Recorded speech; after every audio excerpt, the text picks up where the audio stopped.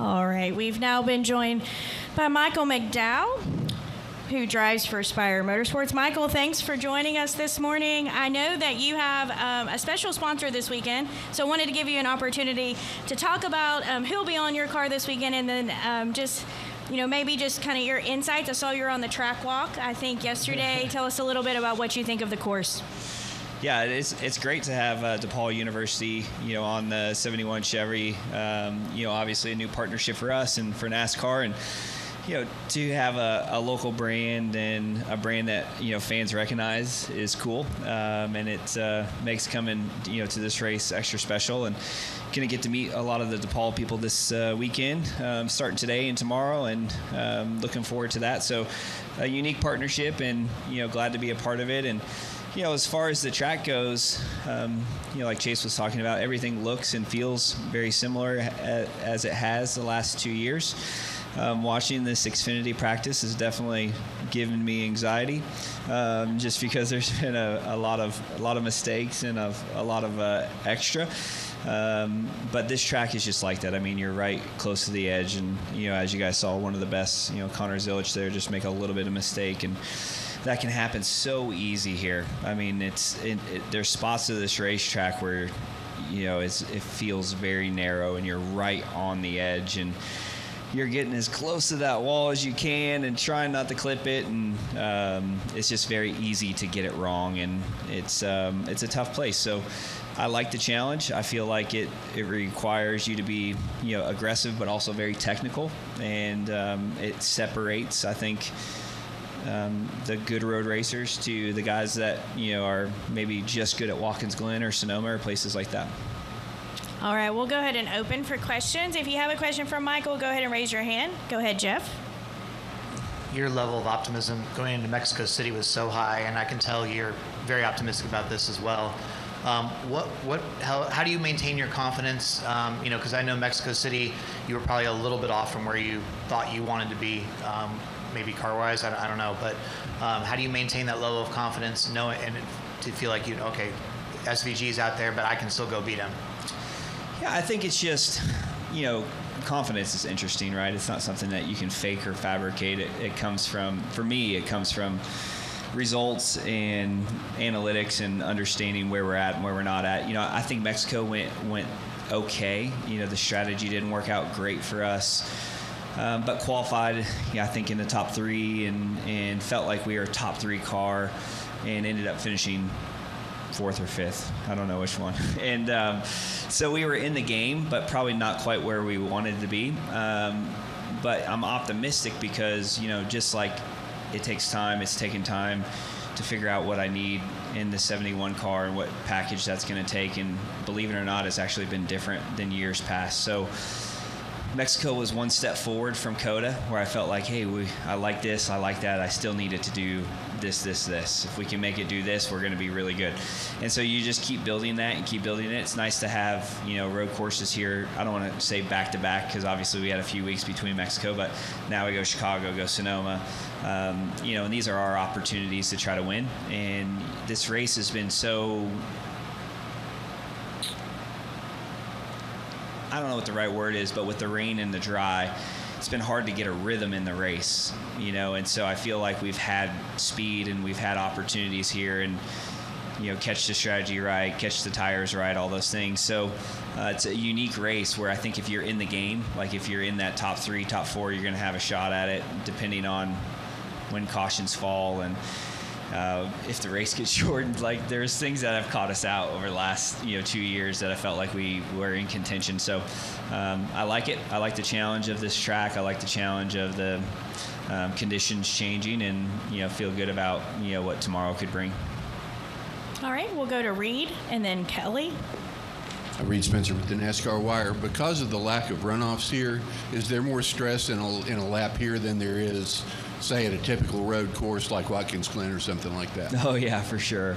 I was telling my wife as we were listening and watching practice there, it's like you roll out for practice and you want to get into a good rhythm, and you want to be close to the limit, but you don't really want to challenge yourself a ton because you see what happens and there's no time to get a backup ready, and you don't want to start in the back, and it's a very condensed schedule. And so, I feel like you're at that like 80-85% in practice, and you're getting your rhythm and you're finding your marks and you're pushing yourself just a little bit more and a little bit more, and then you go qualify.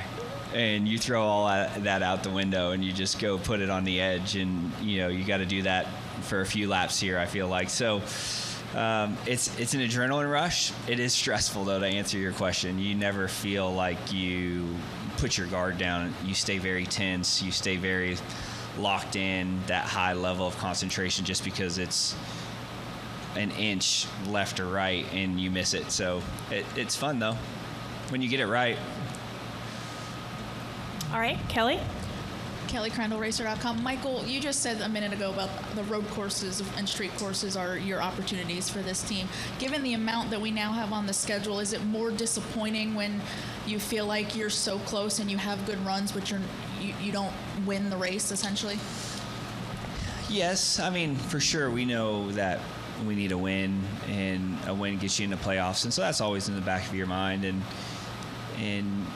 as you get further into the schedule, that those opportunities are becoming less and less. So, but I've dealt with that in the past, and I've kind of been in that spot in the past. I think you just do your job well and stay locked in and take it week by week, and you just try to get the best result you can, and knowing that this weekend is important, right? This weekend is important, but if it doesn't work out this weekend, we have Sonoma. That's going to be important too. And the one nice thing about where we're at Spire Motorsports right now is I don't think we're just locked into only road courses or only super speedways. I think we have enough speed to challenge. I don't want to say anywhere, because we're still growing and getting better. It's not like, I could confidently tell you here that, we can win any track any weekend, but there are tracks I feel like that we're strong at and we're building good momentum at. So I don't know if that answered your question or not. I feel the pressure. I know what I have to do.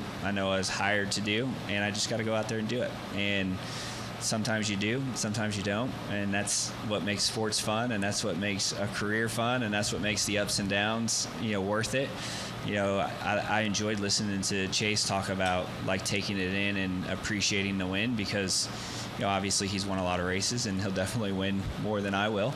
But when you have that big gap where you haven't won, you realize that you don't take them for granted, and that you got to enjoy them, and you got to keep that fire and that hunger, because it's hard to win cup races. It really is. So I appreciate hearing guys like that have won a lot, enjoy it and understand that they're not gimmies, that it's not just something that happens every year. Okay, we're going to go to Jerry. We'll come back to Lee and then Jeff. Jerry Jordan, Kicking the Tire.net. Along those lines, you were talking about, Aspire. How has this transition been at this point? Are you getting what you need? Do you feel like, you say you're a threat at certain places, maybe not all, but how is the car? How is the gel between the team? Yeah, I think the gel is good. That's fine. I feel like our chemistry is good, and obviously keeping Travis Peterson with me is a big part of that, and not just Travis, but car chief and mechanics and engineers and spotter, and so there's multiple guys that have stayed with me. So that continuity and that chemistry is good. That's not really the issue. I think the bigger issue for us, and it's not even, I wouldn't even call it that as an issue, is just more the growing process of learning new tools and how that correlates to what we're used to. It's just been a bit of a transition. Some of the things that worked for us in the past don't work as well, and that's surprising. It's not something you would expect, but we've kind of learned through that, and so I feel like we've had more ups and downs than we had wanted to, but I also feel like our cars have potential and we have speed. And I was looking at one of the charts somebody posted, and it was like, when we finish with no problems, we typically finish in the top 10 and we're in contention, or their 30s. And that's been the struggle this year, is like we've had a decent amount of mechanical issues. We've had a decent amount of just, random in-season racing stuff where you make a mistake or something happens. But on the races where we execute and everything goes pretty well, I feel like we're in that top 10 contention. Now, we don't have a lot of top 10s to show for it. I realize that. But I think we have like 3 or 4 11ths and 12ths that are just right outside the top 10. And I feel like our speed has been there to contend. But there's still a lot to clean up. And it's hard. Like I said, it's hard to win cup races. It's hard for the number 9, Chase Elliott, Hendrick Motorsports, to win cup races. Could you imagine what it's like for the 71 group to win cup races? It's tough. This is a tough sport.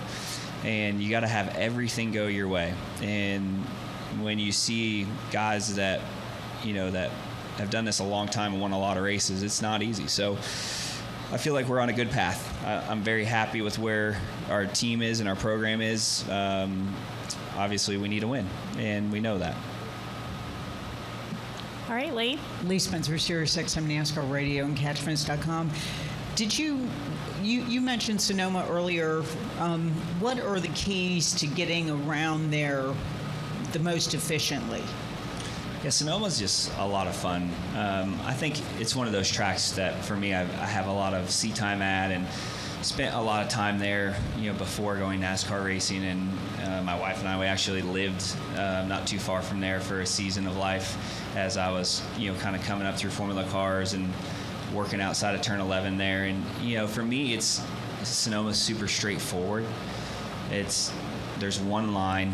there's not a lot of tricks. And you got to manage your tires, and you got to, you have to be technical to be fast around there. So I enjoy it. And it's been good to us. The last couple years, I think we've finished second, finished third there, been close. So it's just a place that I'm comfortable with, and I know my marks and know my rhythm, and it all comes together well. And I do think, too, it's still one of the tracks that you do conserve your tires and it pays off. Where Watkins Glen now is like every lap's qualifying, just hammer down, which is fun, too. It's its own fun.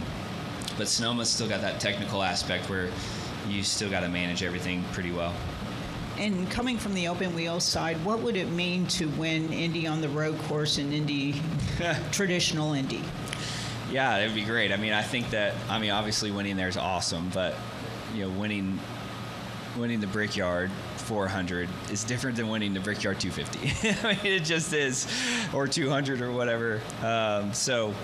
And it's a track that I enjoy, and it's a track I do think that our big track speed has been good, so I feel like we'll have a shot to run up front there, and strategy plays in there, with the laps being long, kind of like Pocono, where you can save fuel, or you can, run it like a road course when you get into your windows, so it creates a lot of opportunity. And yeah, I think that winning an Indy special, there's no doubt about it, but the Brickyard, the oval, is what we know, right? And it's what has that crown jewel effect. I don't know if you would count the road course as a crown jewel, even though I do. I do, but I don't know industry-wide if that's accepted. Yeah. All right, Jeff, did you have a question? If this is the last edition of the Chicago Street Race, did this race work? Did this concept work? Did coming here, was it a success?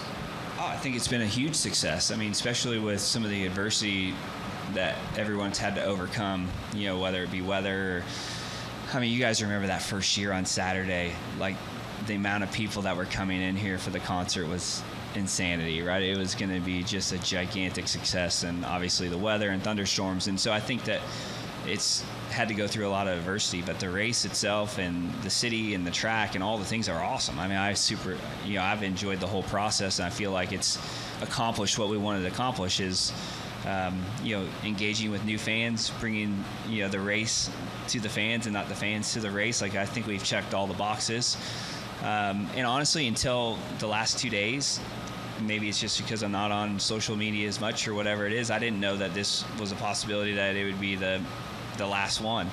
But I am thankful if it is for the time that we've had here. And, it's also expanded and opened, I think, the industry's eyes to the possibilities of what we can do as well, right? And everything, like the Coliseum did that, Bowman Gray's done that. I mean, Mexico City, as we do new things more often and people get, comfortable in that, uncomfortable space, I feel like our sport will continue to grow and expand. And we talked about that a little bit at Mexico. So I think we're positioned really well to do that. I think we have the right product on the racetrack. I think we have the right race car to do that, and put on a good show, and we have the right personalities and drivers to do it as well. So I hope that we keep expanding and we keep trying new things, because I feel like it's been success. I think we really need to look at, though, each area geographically when their rain season is, and then not go there during the rain season. We need to head that up. It feels like when we go somewhere new, we're always fighting that weather element. So yeah, I don't know where that is, but. All right, any final questions for Michael? All right, best of luck this weekend. All right, thank you guys.